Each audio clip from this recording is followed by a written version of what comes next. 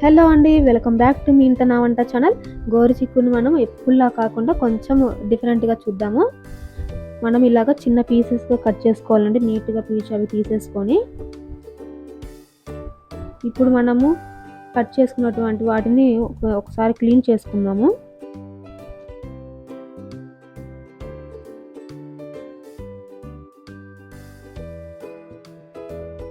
ఇలాగ క్లీన్ చేసుకున్నటువంటి వాటిని మనం బౌల్‌లోకి తీసేసుకొని, అవి మునిగేలాగా వాటర్ పోసేసి లైట్‌గా సాల్ట్ వేసుకొని మనము లో ఫ్లేమ్‌లో బాయిల్ చేసుకుందామండి.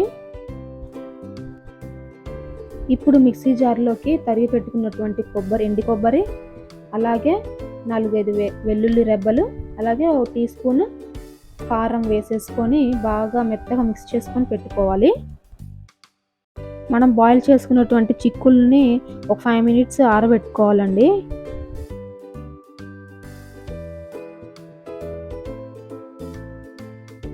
ఇప్పుడు ఆయిల్లోకి పోపు గింజలు, అలాగే తరిగి పెట్టుకున్నటువంటి మిర్చి, లైట్‌గా పసుపు, అలాగే తరిగి పెట్టుకున్నటువంటి ఆనియన్స్, అలాగే జింజర్ గార్లిక్ పేస్ట్ వేసేసుకొని మనము లైట్ పింక్ వచ్చేంత వరకు ఫ్రై చేసుకోవాలండి. అలాగే మనము బాయిల్ చేసుకున్నటువంటి గోరు చిక్కుల్ని వేసేసుకొని ఒక 2 మినిట్స్ ఫ్రై చేసుకోవాలి. ఇప్పుడు దీంట్లోకి ఒక టీ స్పూన్ గరం మసాలా, లైట్‌గా సాల్ట్ వేసుకొని తిప్పుకోవాలండి.